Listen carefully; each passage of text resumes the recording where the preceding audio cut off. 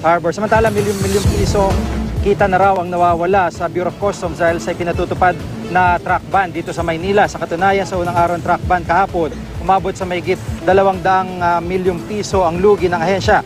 Sa Port of Manila, walang nailabas na container van kahapon. Gayong kadalasan, umabot sa mahigit 1,000 truck kada araw ang nailalabas mula roon. Sa Manila International Container Port naman, 4 lang ang nailabas sa container van, gayong mahigit 2,000 na ilalabas mula doon dati-rati. Patuloy na naghahanap ng paraan ng ahensya para masolusyonan ang problema. Sabi rin ng presidente ng Port Users Confederation na si Colonel Rodolfo de Ocampo, dahil di sa truck ban, apektadong export ng bansa. Hindi na kasi namimit ang delivery date para sa mga kliyente sa ibang bansa. Tinira naman ng Employers Confederation of the Philippines ang truck holiday na ginagawa ng mga trucker ngayon. Daang-daang libong empleyado raw kasi ang naapektuhan ng patuloy na pagkantala ng mga deliveries dahil sa kanilang tigil operasyon. Pakiusap nila sa mga trucker, subukan muna ng truck ban bago sila magreklamo.